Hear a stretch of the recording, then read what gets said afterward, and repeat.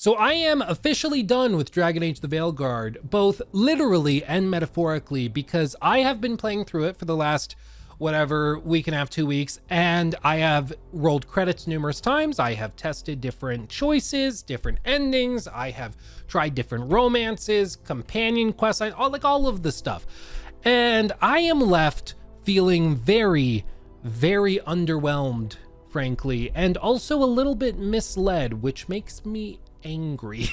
To put it really simply, I feel as though Dragon Age the Veilguard was sold on the premise that it was a big epic fantasy RPG, you know, kind of like Dragon Age, that franchise.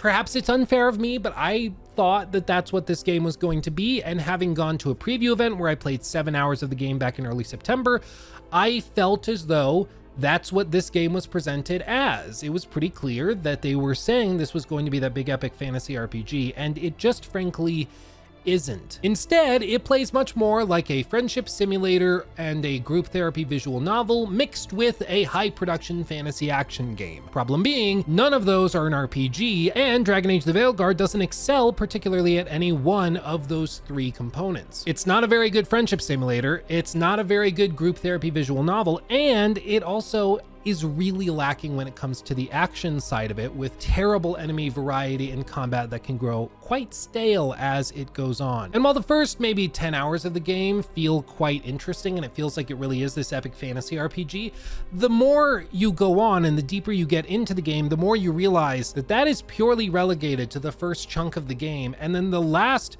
several chunks of the game are just about pursuing these companion quest lines, some of which are pretty good, others that are really bland and lackluster. And that's of course built upon the premise that you like the companions with whom you are completing this quest.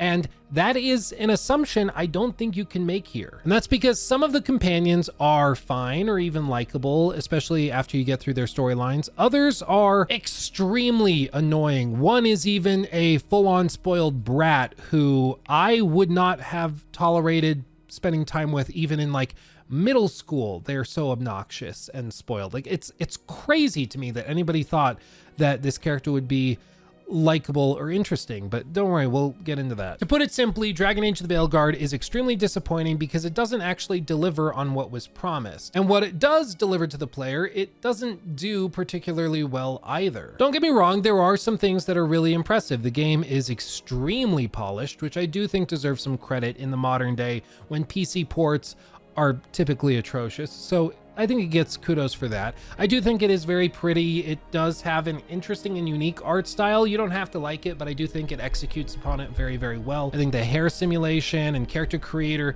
is also very impressive, save for the complete lack of butt customization. Like, I hate to be this guy, I don't have a Katunkus, okay? I don't. It's flat as a board, but even my keister is bigger and more bulbous than whatever the max slider is in Dragon Age the Veilguard. Like, seriously, look at this. It's hilarious. Like, seriously, look at this. That's the slider for your butt. Like, what happened to inclusion, man? It's so stupid. I know it's like really dumb to bring this up as like a point in a sort of review video, but when I saw that at the preview event first and then they didn't fix it for the final launch, I was like, really? Like we're gonna add in like all these very specific things like for skin conditions or for very particular hairstyles, whatever, that's cool. But just something as simple as having a slider to make the butt a little more plumpy, that's over the line. That's objectifying. I'm like, maybe I want my butt to be objectified in this game. Maybe. Anyway, I don't know what that diatribe was, but I mean, the point of all of this is just to say that Dragon Age the Veilguard I find very disappointing, and in this video I'm going to go through some details on why I feel that is. And we're going to have a special segment at the end of the video where I bring my wife in and she is going to explain her thoughts. If you don't know, my wife Nikki is a die-hard Dragon Age fan, like old school Dragon Age Origins forever, that kind of hardcore fan. And I've let her play this. I've not shared with her my extensive thoughts. I've let her play all the way through it. She's max leveled. She's gone through everything, done every single quest line, and she has some strong thoughts as well. So if you're interested in her non-gaming YouTuber just fan of the franchise thoughts, make sure to check that out. We're going to jump into it right after we say a thank you to our sponsor for this video, Factor. Factor makes stress-free, ready-to-eat meals that are never frozen and delivered straight to your front door with chef-crafted, dietitian-approved meals ready for you to eat in as few as 2 minutes. You can choose your meals from a weekly menu of 35 different options, including things like calorie-smart meals, keto-friendly meals, protein-heavy meals, or vegan meals. Not to mention they come in these really nice, clean packages, so if you want to just put them in your lunchbox and bring them to work or to school or wherever you're going, you can do that very, very easily. Pop it in the microwave at your work and you're ready to go. They are awesome. And you can see I have one with me because me and my wife actually eat these for lunch throughout the entire week because they're really good and they keep us strictly in adherence to our caloric goals as well to help tame down the dad bod. So I can't recommend them enough. So if you're interested, check them out at the link in the description box below and you will get 50% off of your first order with free shipping. Check it out today. I obviously can't recommend enough because I actually like eat it and use it almost every day of my life. So I'm a believer. Check them out today. Links below. Okay, bada bing, bada boom. Let's get back into it. Let's talk about things I like. Before we get into all the stuff I don't, let's talk about some positives. Be uplifting, very mindful, and then let's get very demure and just go for it, tearing it apart. Okay? Okay. First things first, I really do think they deserve some credit for the production value here. They really went all out when it came to the cinematics, when it came to the set pieces, big boss fights, and things like that. They did a really good job, and frankly, at the end of the game, there are some of my favorite sequences I've ever seen in a BioWare game, and I won't spoil them in this part of the video because we are not in the spoiler section, but I will just say they involve some seamless integrations between big set pieces, big enemies, and levels that you're exploring and fighting your way through as you approach the finale. It's really, really well done. Graphically, I also think the game is quite impressive. It has a very unique art style that not everybody finds particularly engaging, but I do think it gets the job done. And while it's not photorealistic or anything, I do think so far as it's implemented, they did a good job. And speaking of implementation, they also did a tremendous job with optimization. This game runs buttery smooth, and it is extremely well optimized both on console and PC as far as I'm aware. My wife played it on the PlayStation 5. I mainly played it on PC, and I've been thoroughly impressed with all of it all the way through. It's a really good looking game consistently, regardless of which levels you're in, and I've had no problems whatsoever as I've played through it. On my gaming laptop or my big desktop, it's worked great. And again, I think they deserve some credit for that because in 2024, it's amazing to say, but that is not a given anymore. A lot of PC ports launch very, very broken, and they did a really good job here. So I think they get a big old thumbs up for that. Another shocking thing that I also have to give them a thumbs up for is the lack of de novo inclusion. That is a DRM that usually is in these types of big games, big budget games from companies like EA or Ubisoft. And it is an anti-piracy software that has an effect on performance typically. And it also brings up other things like privacy concerns or concerns if you have an unstable internet connection, stuff like that. And they cut it out of this game and launched it without any of that stuff because they wanted to be as pro-consumer as they could with it, which I think, again, they deserve some credit for. But amazingly enough, I am already at the end of my list of things that I really like because the deeper into the game you get, the less the okay stuff feels okay and it starts to slip into the bad category. And it's almost like this is one of those games that you will like a lot more if you just play 10 hours of it. I really do believe that. I think this is one of those games where the more you play it, the less enthused you will become. It's almost like Assassin's Creed Valhalla in that sense, where you play it for 20 hours, you might give it a thumbs up. You play it for the full like 80, 90 hours that campaign takes you, and you're going to be like, nope, never again. I'm so sick of it.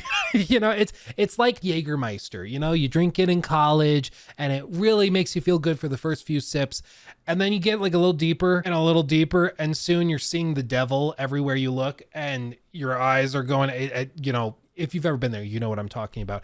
And then years later, you'll just catch a whiff of Jägermeister and it makes you dry heave. That's kind of what this does to you. The more you play it, the more it's like late stage Jägermeister withdrawal. And it's it just is a real turnoff. I swear to God, I don't have a problem. I'm trying to make analogies and similes to discuss this, keep it dynamic, but I realize it might just sound like I'm an alcoholic now. Oops.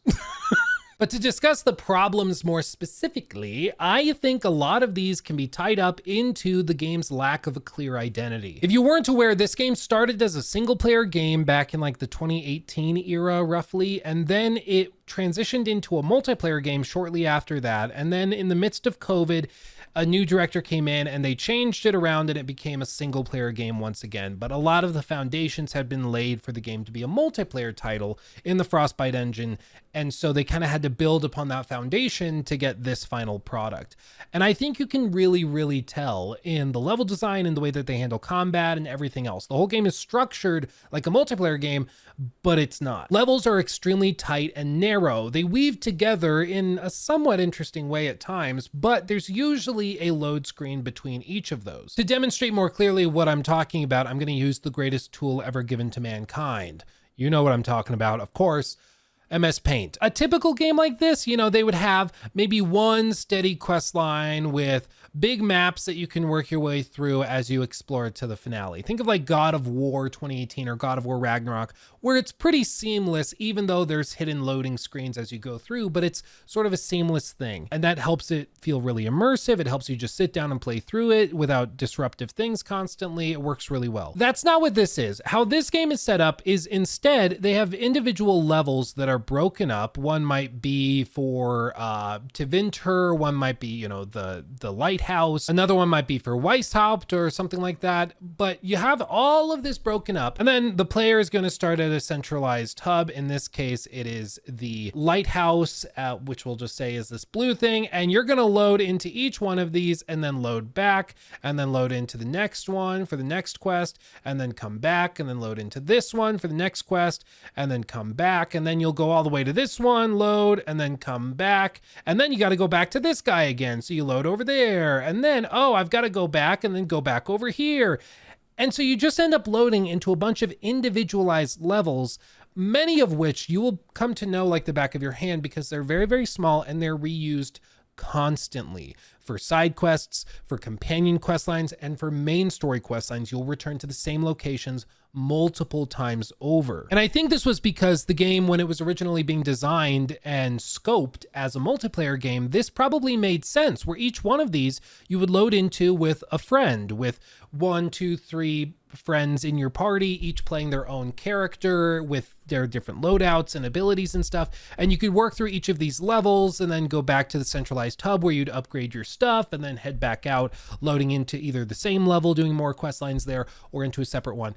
And I think that that is why the game feels the way that it does. It really does feel as though it's structured like a multiplayer game, but it's not. And so it just feels like a weird single player game. It doesn't really work. And I, for one, can't tell you how many times I was frustrated to see that what sounded like an epic quest just took me back to another area I had already been, and in some cases took me through boss encounters or fights I had already seen multiple times over. They tried to inspire exploration through these levels by hiding interesting little pieces of loot or crafting materials in those levels, and then requiring that you have a specific companion in your party in order to burn down a certain barrier or to pull out a rock so you can jump up somewhere. But instead of doing it like the old school Lego Star Wars games where like, ooh, you need someone who can use the dark side of the force. You need a character like that. So you better start the level with that character in your group, and then you can swap to them and perform that ability to get to this loot that's locked behind that wall.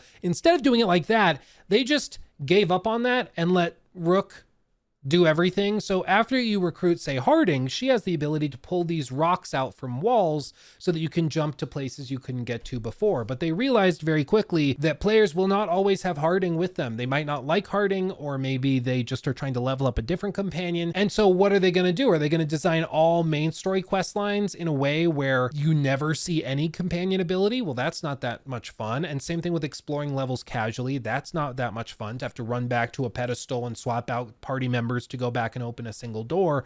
So they just changed it so Rook can open everything by twirling the little dagger and opening the door. And it makes it, once again, feel like companions are not actual companions.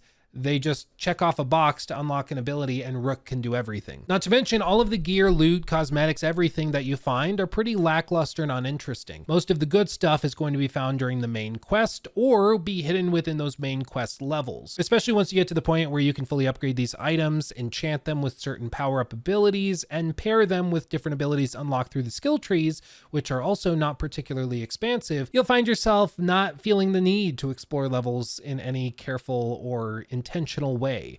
You just kind of look around whenever you complete a quest and then move on. And I understand they wanted to do something different than Dragon Age Inquisition, which was perhaps too open-ended, but I feel like this is such a strong pendulum swing the opposite way. They just shouldn't have even bothered pretending as though they had levels to explore, because it's done quite poorly in my opinion. Speaking of things done poorly, the writing is among the worst I've seen in an RPG as of late. The tone is really the core problem here. It swings between very gritty and serious, with entire cities being wiped out and annihilated by the Blight or by dragons or whatever else, to sitting around having a tea party 20 minutes later talking about our feelings. It's really frankly bizarre, and they try to hand-wave it away a few times where they're like, ooh, we don't know when the gods are going to come back next, so let's just take some time to get to know each other or whatever. But it still feels tonally off. Like, if an entire city burns to the ground close to me and I was involved in that happening, whether I was responsible or just could have done something more to stop it or whatever, it feels weird even a week or two later to be going off and just like casually hanging out with my friends. Like, that just feels like you're an a-hole. You know, it just feels weird. And that's this whole game. All the companion quest lines, the more seriously you take the story, the weirder you feel as you're doing these companion quest lines. It doesn't work. I don't think at least players like me are able to just disconnect and separate ourselves from what just happened.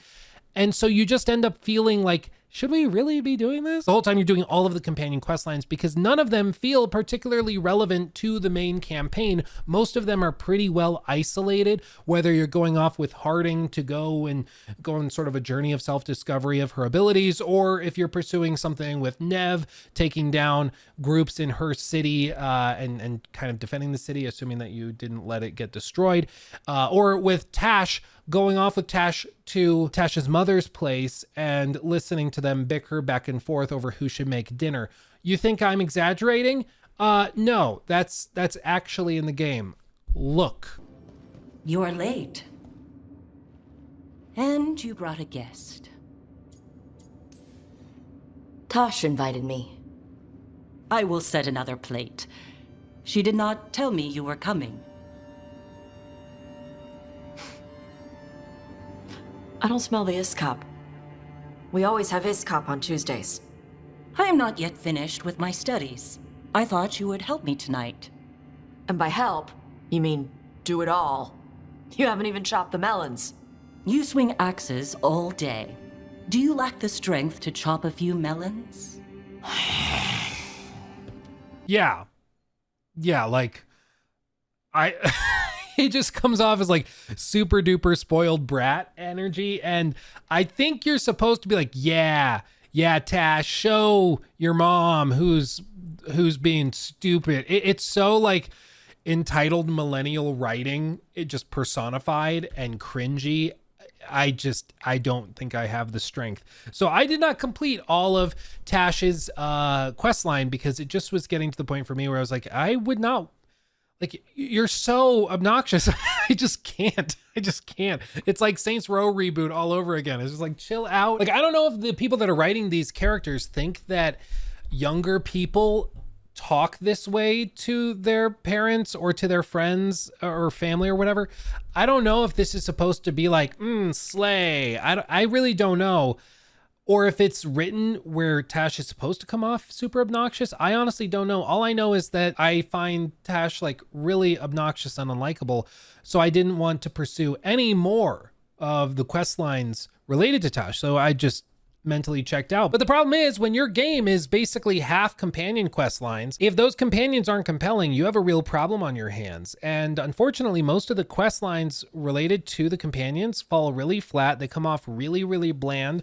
The romances that are tied to them, which has previously been a staple of BioWare games, also fall incredibly flat. I won't spoil them, though there's not much to spoil. I saw one post on X, which was basically somebody just saying, I feel lied to that there was a nudity toggle in the settings. And I think that that's fair. Like, these are not hot and steamy. Like, this is swampy and muggy as far as cutscenes and like romance scenes are concerned. It's just a straight fade to black for like all of them, and they're extremely underwhelming. And like, I'm not looking for Cyberpunk levels or even like Baldur's Gate 3 levels, but maybe like Witcher 3 level romance scenes or something. That would be fine. It's a fantasy RPG. Have some fun with it. Take out a unicorn and go crazy. But instead, it's like this was blocked by some Puritan, like Christian middle school theater director, and it's really bizarre. But I think it reflects a sentiment that's really frustrating to me and to a lot of other people, which is that it feels as though this game has been put together by a group of like kindergarten teachers or something. Like, it feels as though the people that made this game felt that the audience was like so young and naive that they needed to be like protected from harsh language or from people being mean to each other. So all of the dialogue between companions or between Rook and even like the bad guys in the game comes off as, well, as long as what you think you're doing is right, good on ya. Rook, my entire family's dead. All my friends have been murdered and massacred in the streets. Well, we have each other now. That's good enough for me. No, you don't understand. Everyone I've ever known is dead and is dying and everything is terrible. That's really too bad. But as long as we focus on our friendships, we'll grow stronger and we can defeat Gillenane together. Who cares? Shut up. This is a serious moment. It's like always smirking and, well, let's look on the bright side.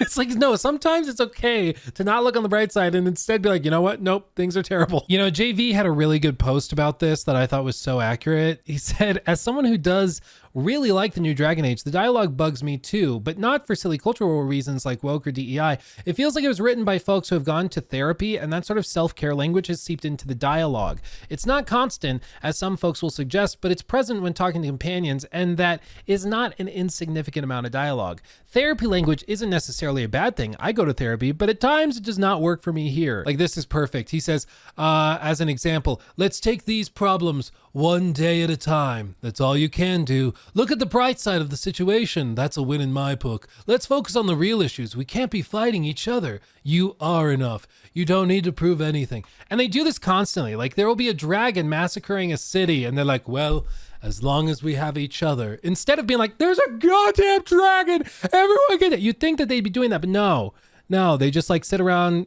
crisscross applesauce singing kumbaya to each other while drinking kimchi. It drives me crazy, dude. Can you drink kimchi? I don't actually know. Is that a food? I don't know. But now we have a guest to share her thoughts. The queen of the house has arrived. My wife and babe, Nikki. I'm gonna swap seats. Jacob, transition. Here she is, the queen. The queen has arrived. Now, as I said previously, Nikki is like a diehard Dragon Age fan, old school. So, like, who really cares about my opinion with this? But Nikki, if anybody was rooting for this game to be tremendous, it was her. And I will just let her explain her SparkNotes thoughts, and then I'll poke and prod with some specific details after that. What do you think of Dragon Age Veilguard? First off, I woke up from a nap to be here. So yeah, like it's like a 5.5, 6 out of 10. It's just the Veilguard, honestly. It's not Dragon Age. That's my When you say it's not Dragon Age, what do you mean? What is Dragon Age, and then what is this? Well, Dragon Age is an RPG. This is a very linear game where sometimes you can lose people. I guess no spoilers, but that's the most choice you get. And there's not even really a choice with that. It's either you fulfill their missions and their character arcs, or you don't and they die. I mean, so there's not, it's not an RPG. There are no choices. There are no stakes. There are no consequences. I won't say in past Dragon Age games you really could have been evil, but you could make choices that like a lot of your party didn't like or the people didn't like. And it wasn't necessarily evil choice making, but you could be stern. The choices meant something. Yeah, I think like there's this sentiment where like tonally, that's at least what I've said, like tonally the game feels very lighthearted in the dialogue, at least. Like they'll have moments where somebody dies on screen or where like an entire city is destroyed, and that feels like it should be a big deal. But because the tone is inconsistent, like right after that, there will be a discussion where everybody goes off and has tea and starts talking about their fifis. And it just feels really dissonant. You know, it doesn't work super cleanly. Do you think that, well, let's try to be fair. What are things that you did like about it? Initially, I think I really liked the first 6 hours. The first 6 hours felt like a tutorial, but it felt like it was really setting the game up to be something really cool. And it was really exciting. It was innovative. I got to see Solus, which was really cool, especially from playing Inquisition in previous games. You get Varric, you get Isabella really, really early in the game. You get to see Dorian. So you get all these like little callbacks to the past. And you're like, what are they going to do? This is fantastic. It's a little scary considering they only give you 4 questions in the beginning about previous games, when in the past you had the Dragon Age Keep, which stored all of your past information. This you get 4 questions, so you know a lot of your previous choices aren't going to have a lot to do with the story arc of the game, which in the past they did. Things would have changed in your current game state. But things I liked, a lot of people call the art style Pixar-y. I didn't. Pixar-y? Yeah, it's like, I don't know what I would call it, but I understand if people don't like it, but I think as far as it's executed, it's done well. They like Disney-fied it. It's like the big eyes, and it's not an eyesore for me. I don't hate it. I enjoyed it. I think as far as, this is silly, but as far as hair goes in a game, playing a character with long hair has never really been feasible, and they did that, and it looks really cool. Oh, dude, I went back. I got footage of Dragon Age Inquisition. Jacob, put some up right here. The hair in that game is ungodly. Like, that game has aged quite poorly, but they did a great job technically with Veilguard, I think, in a lot of ways. It's just, you know, people say all the time with games, they're like, well, it's a new entry in the franchise, but it's not really the franchise. Like, Dragon Age Veilguard is not a Dragon Age game. Assassin's Creed Valhalla is not an Assassin's Creed game, whatever. But I think here it really is true, because at the core, Dragon Age is an RPG. And there's not really a role to play here.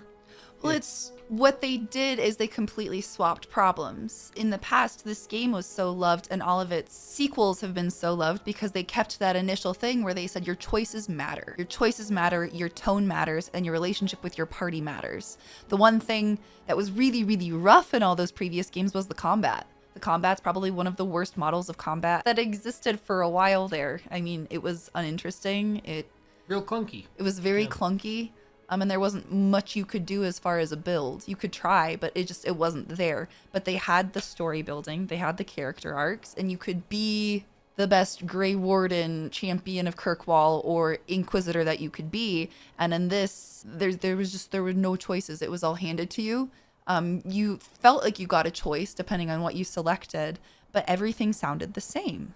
No matter what you did, you were this sarcastic rook, which there is no choice. People gave it a lot of crap, and I think rightly so, because it has a lot of the same problems that like Fallout 4 had, where there's a dialogue wheel, but in Fallout 4, it's like you say yes positively, yes sarcastically, or you say no, but give up and say yes.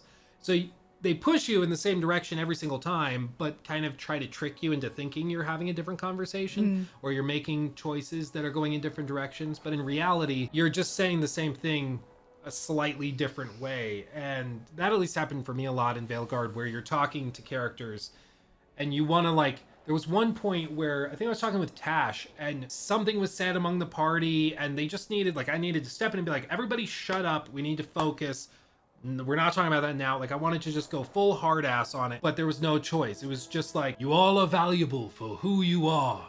Let's stand together. You know, it was nothing that I actually wanted to say. And when I notice, like in RPGs, if there are multiple times where I feel the need to say something or perform some action, and the writers did not take that into account, something's gone wrong. Like if they didn't consider what I, a pretty normal player, want out of a situation, then something has gone seriously wrong because they didn't account for that. They wanted you to go down this very specific Well, path. it's very specific. In all the past games, you don't have to take the party they laid out for you.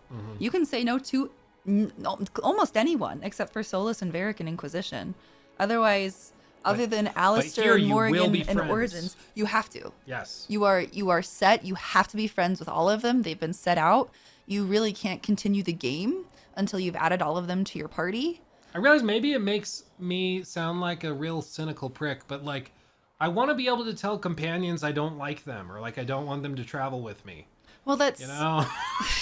Because like we've used the example before, but like Baldur's Gate, I personally just don't really like Will. I just it's just not interesting to me. So you like being slapped around. He's too nice. yeah, well, He's too nice. I love my Karlach and sassy Shadowheart. That's great. But I'll bring them, but I'll leave him behind, and I'll go through the game with those companions, and they don't try to force you into being buddy or best friends with anybody. It's just if you want to pursue that. Whereas here, it's like you are going to sit down, you will have tea, you're going to talk about your feelings together, and it feels really, really bizarre. And it's incredibly PG. I think when you break down Dragon Age to its core, it was never intended for young audiences. It was a mature game. From the beginning, it's been a mature game where you make choices. Those choices have consequences, and they're big choices. The romances are mature. Everything is mature. It's not meant for a younger generation. It's meant for adults. And in this game, it really seems like they tried to appeal to a younger generation and make it playable by a younger generation. But by doing that, they removed everything that brought high stakes to the previous games. As far as like production value and those sorts of things, I think they really raised the bar. But when it comes to script, dialogue, the characters they created, I mean, going along with the mature content, in the past, they specifically made it so depending on your starting character, if you played an elf, a human, a dwarf in any of those past games, or an Inquisition if you chose a Kunari, it changed how the people in the world treated you. Whereas in this game, they might just refer to you differently. You can be like, yeah, our gods. And that's really what changes,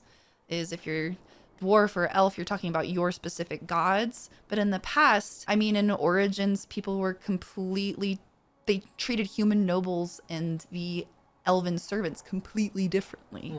And your origins were completely different. I mean, I think part of what makes Dragon Age's lack of contrast between characters feel particularly like placid is another game that came out this year, which is Metaphor Refantasio, has a world in which there's a lot of like disparity between classes, between races. Like if you are an Elda, you are treated like garbage by everybody. And, they all talk down on you. They're like, who let you in it? It's not kind at all. But that's what makes the world feel more real and legitimate and realized. And I think for Dragon Age, lacking any of that when they previously had it also makes it feel really just PG, very Disney. Well, they certified, shot themselves in the foot with it. Because in that, when you selected your class and you selected your race in the very, very beginning, what you did is you set yourself up for a very specific type of game and a very specific type of world state and how people treated you, who you could romance. And by doing that, they made replayability and the likeliness of replayability incredibly high. I have no desire to replay Veilguard because I know no matter what I do, I'm going to get the same outcome other than maybe 2 other endings that I don't want. Yeah. Like, that's it. I was really excited for it specifically because I did the romance with Solus and Inquisition. That was a major letdown. And I said, they're going to make up for it. They're going to make up for it. And they tried to with like 5 seconds, but I wouldn't replay the game for it at all. It makes me want to replay Inquisition, honestly. Well, then you see other stuff like the really lackluster romances or... I thought I missed it. I played every single quest. I 100%ed this game, and I thought I missed it. Yeah. And whenever you play a game and you put dozens and dozens and dozens of hours into it, and then you get to the end, you're like, wait, what? Something went terribly wrong, okay? Like some expectation was totally missed. And I don't know, I think, you know, the question was raised months ago where some people saw Dragon Age, and they asked the question in the context of like the art style and stuff, but I think it does follow here, which is just, who was this made for? Because it doesn't really feel like it was made for Dragon Age old school fans who really love the broader consequence and role playing that franchise has been historically known for. But it's also not a particularly good action game. It's not a particularly good friendship simulator. Like, it just doesn't seem to do anything particularly well other than its presentation. And so you're just left wondering what can I root for? Because you're right, the first 6-7 hours are pretty cool, pretty epic, and I think do present it in a way where it's like, ooh, I like where this is going. But then it just changes and it feels like a totally different game. Well, you'll find a place, I'd say a third of the way through, where you have this massive fight and you're like, the end of the world is coming. Mm-hmm. We need to sit back and talk about our feelings. And we just can't face the end of the world until we face our feelings. What? Yep. What? Well, and they try to explain it away where they're like, well, we fight better when we're friends and when we know each other. So let's get to know each other, and then the friendship will power us through. And it's really a stretch. And as I've said repeatedly in this video, tonally, it feels totally out of place, where people are dying and suffering, and then you're sitting around like going to dinner or drinking and sipping coffee together. It's just really weird. And I think they expect you to be able to turn your brain off to it, and not, like, it's again same thing Fallout 4 had, where your child's kidnapped, your wife or husband has been killed in front of you. So you want to go, if you're taking the story seriously, go and save them, find the person who kidnapped your child or whatever, and find your child. But you're expected to just kind of ignore it, turn your brain off, and just go play Legos and build a little fort for a few hours. Can I be honest with you? Mm-hmm. I opened that game for the first time after having our first baby. Mm-hmm. And I played through that very first part where the kid gets taken and you watch your spouse get shot. And I shut it down right there. They took the baby and I was like, I'm done. Nope. I turned it off. I was like, nope, not my game. Well, and again, it's like with games like this that are written this way, where they stumble out of the gate. If an RPG ever requires you to ignore the main story or ignore parts of it to take other parts seriously, something's gone wrong. Like, something didn't work, because you should be able to engage with character-based side quests that maybe tie into the main story or that help progress the main story or whatever. But instead, like with Veilguard, you're just kind of expected to turn your brain off to what's going on. And same thing with Fallout 4 and these other games that have had similar problems. And it really just at the end of the day goes back to a problem with the writing. It's the storyboard. Yeah. Inquisition did it really, really well. You don't know who your main enemy is until at least, I mean, if you play it through like 8 hours into the game, you have no idea. You know, I spent 8 hours of Inquisition in the tutorial and had no idea. I thought that was the game. Mm-hmm. I'm like, wow, this is a really kind of lame, shortish game. And then I realized I hadn't even gotten to Skyhold yet. I didn't even have like our singing moment in the tents and we're lost in the snow. I didn't have that. I played for 8 hours and then it was like Inquisition on the screen. I'm like, that was the tutorial. Yeah, Horizon Forbidden West did the same thing, where they like tried to continue the first game. So the first chunk of the second game is just in the same locations as the first game. So it just feels like there's multiple times where like, am I playing the right game? Did I boot up the right game right now? Like, but it worked because it taught you how to talk to people, how to figure, like it gave you the basis of what the game is and how to check in and to do the quests without ruining the rest of the game. There was no, oh, but we're supposed to be fighting this major demon right now. The world's ending. You literally don't know what's happening. Mm-hmm. It's very cut, clear, and dry. You've woken up with this mark on your hand. You don't know what it does. And then after so much time, if you follow the main quest line, then it's revealed to you. It's not like, yeah, the end of the world is coming. You just unleashed gods. The world is going to end. Yeah, this is the most serious thing that's ever happened in the history of ever. But I can't fight because I have unresolved But let's go talk about our feelings. Like, it's just, again, if you are expected to ignore the seriousness of the situation in pursuit of tea parties and fifis, and it just doesn't land. And I know there's probably some people where they played it and they're like, finally a game that thinks like I do. I want to ignore the real world or ignore my problems and just do escapism, whatever. But this is like escapist entertainment within an escapist entertainment. Like they expect you to escape this reality by playing the game and then to escape that reality by going to tea parties. And it just doesn't work for my brain. And it brings me back to the question, which is just who was this made for? Because it sounds like most Dragon Age fans It wasn't made for Dragon Age are fans. bummed. Yeah. It's the way they tried to appeal to Dragon Age fans is just doing callbacks and bringing back characters from previous games, but they didn't even do it very well. I mean, the stuff with Dorian is so short. They gave him some cool facial hair. It's whatever. I mean, he pops in to say hello, so you're like, oh, you tried. And then Isabella was unexpected, which was cool, but even then, with the Lords of Fortune, it's meh. Well, but we'll now enter spoiler Oh, grand. territory. I've got so many. Spoiler. I'm all spoilers. But let's just focus in as we wrap this Yes. up. Let's talk about the ending Okay. consequence, because that's kind of the name of the game with these titles. Do you think the endings were good or worth it? No. Was it worth experimenting with other stuff to get there? No. No. I'm honestly, you saw me right after I ended it. I was fuming. Yeah. I've been mad for days. I ended it 2 days ago. I got the best possible ending, is what I'm assuming.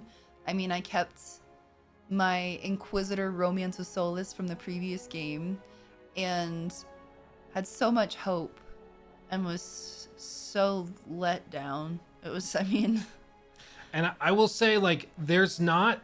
So, as you go through the game, it's based primarily on whether you completely leveled up each of the companions. When you do that, they get a special little badge, and they become... What do they call it? Like, Guards of the Veil or whatever? Guardians of the Veil. Almost like a Veilguard. But they get that certification, and then that means that they'll basically survive in whatever you assign them to do in the ending.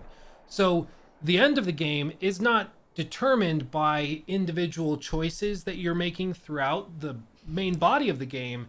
It's determined on whether or not you ground out all the side missions for each individual companion. Because Emmerich was right. They will not survive or make it to the end if they don't solve their own things first. Yeah, if they don't get to know each other. He says it outright. Yeah. He goes, if we don't solve our unresolved feelings, then there's no way we're going to make it to the end.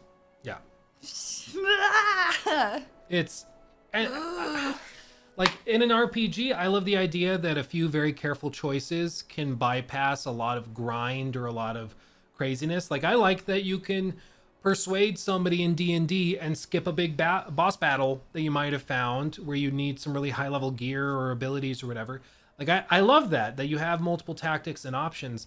But here, you just have to grind through these quest lines and then you're good. Like, they're gonna survive and you get the happily ever after ending. Did you do the whole Crossroads stuff? The whole Crossroads quest line? Yeah, so if you're... Well, I mean, we can spoil, so... Yeah, spoils. Yeah. I mean, so the Crossroad quest lines are not even necessary. You don't even have to go there unless you want this very specific good ending. Because the Inquisitor, even though in love with Solus, is not enough to convince him to not destroy the world. You have to trick him or betray him. Otherwise, you have to do all the Crossroads missions, which is never explained to you. There's no real reason to go there unless you want to fight really big boss demons randomly. And then go and solve the little puzzles in the little worlds. And that's the only way you can get the Spirit of Mythal. Yeah, I think the Crossroads was at one time like the meeting hub for the multiplayer mode. That's what it seems like. I think, because I think it plays that way. But like, also, there's no really bad ending. Like, you would think that there would be an ending where you screwed up. And he wins, world ends, whatever. I mean, Dragon Age has never really done that, though, because the idea is that you can carry on into the next game. So I understand why they didn't do that. Yeah. It's not Baldur's Gate. But even then, like, it feels so out of place because, like, I tested an ending where, like, I got to the point where they prompt you, point of no return, here we go. And they tell you that so you can go and level up all the companions so you can get a good ending if you desire that. But I tested multiple different endings, and the first one I tested was the one where nobody is leveled up, where nobody is maxed out, nobody is a guardian of the veil, because I wanted to see, like, what is the worst possible ending? And everybody dies, everybody ends up screwed over. Oh, so that little hall where they're like, the corpses, do you want to go see who's left? Yours was full of people. Yeah, like Mine everybody's was dead just a whole except bunch of blankets. I brought like I think it was Lucanus and Tash for their like dragon whatever fire abilities that paired with my build well. And I brought them to the final boss fight. And then at the very end of the final boss fight, Solus just kind of turns him to stone with a little spell. And then you grab him and then you both get sucked to the veil and then like merge it together and everything's fine. And then it's like, you all were heroes. Nobody survived, but they'll tell stories of your bravery. I was like, I don't think they should. I tried to do everything wrong possible, and I'm still like the wonderful hero that everybody loves.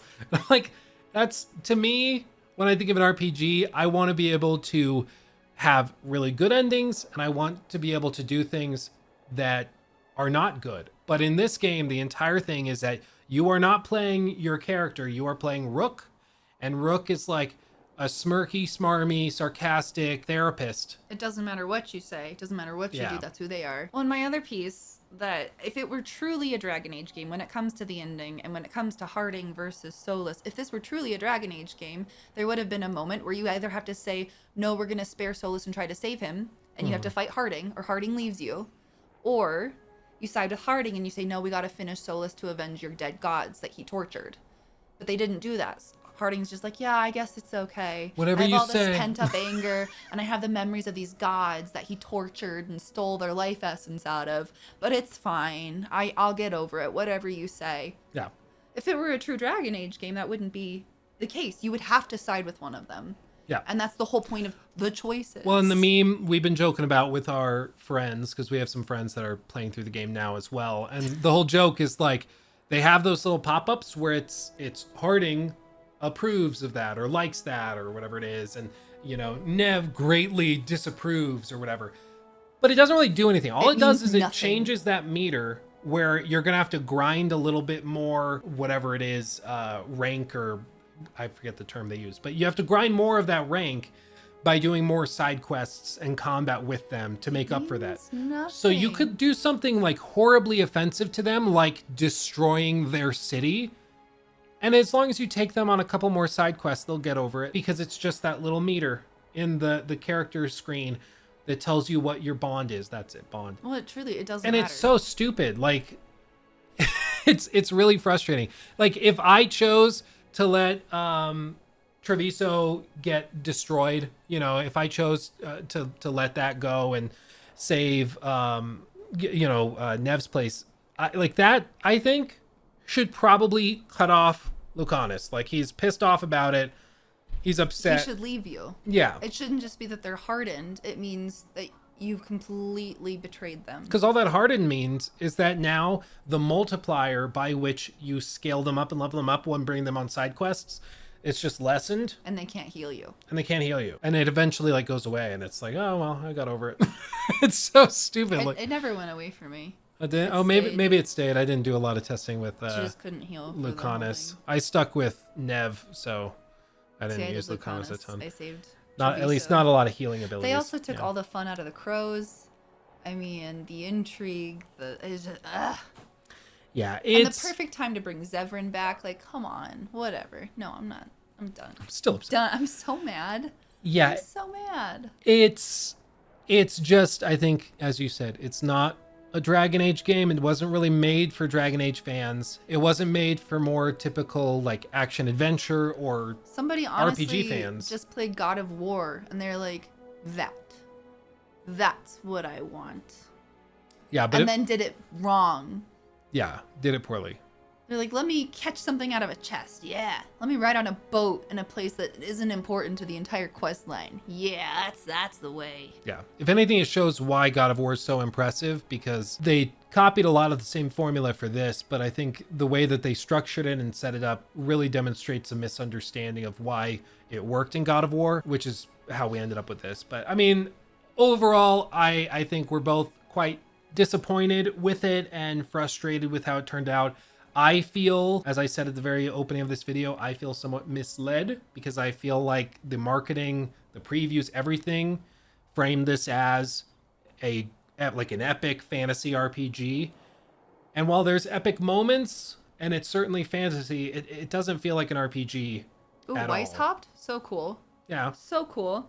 Does anything really matter? Nope. No. All the big stuff happens off screen where like, yes, my city's destroyed by the blight. Fade to black. Fade to black. Or you leave the governor behind and he dies. Or you save him. Doesn't matter. Never seen Any again. other previous game, he would have come back. Something would have happened as a result of that. Yeah. No, nothing happens. Romances? Yeah. Let's do something. Fade to black. Yeah. Like, again, maybe I'm just thirsty, but like, I expected some steam, but no. Well, it's Baldur's Gate did it right. Baldur's Gate Tav doesn't even talk. And they still did it better. Which is, I don't know. Yeah. Do you think, to wrap this up, do you think at the end of the day, Baldur's Gate has just spoiled us? Or It's a completely if this came different out play 2 style. years ago, Here's would the your opinion thing, be different?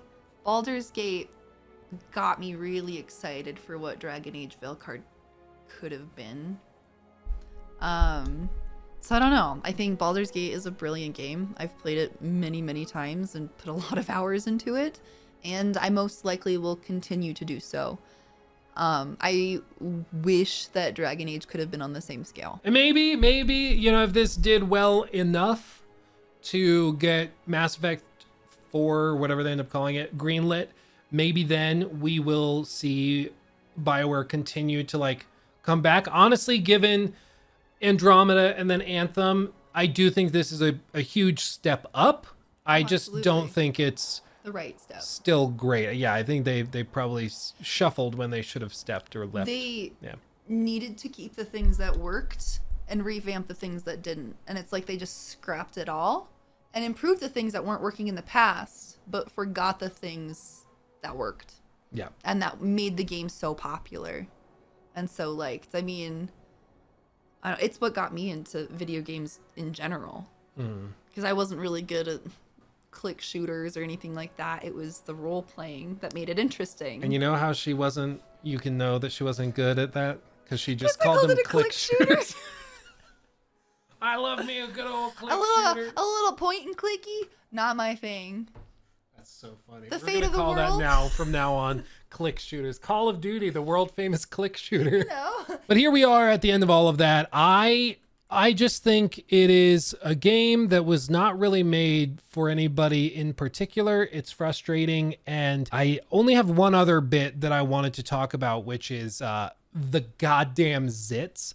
What is it about modern games being obsessed with zits? Like in Suicide Squad Kill the Justice League, it was all about these glowing purple zits that you would pop to deal massive damage to certain outposts or cannons or whatever. And then in this game, it's just gigantic glowing red zits that you pop, and then the veins that connect them light up another zit that you have to pop. And all throughout the game, these things are used to like soft gate you between individual areas and slow you down as you explore stuff. And it's explained away as like, oh, it's the blight spreading, but it just is stupid. Like, come on. It got so old after the first 10 minutes. Then we had to keep doing it for the next 30, 40, 50 hours. Again, it feels very Suicide Squad Kill the Justice League-esque in its presentation. And that's why it's all the funnier that it was at one time a multiplayer game, because in another universe where this was not turned into a single player game, this game would launch as in like a Dragon Age 4-player multiplayer game with like looter shooter mechanics, but it's like looter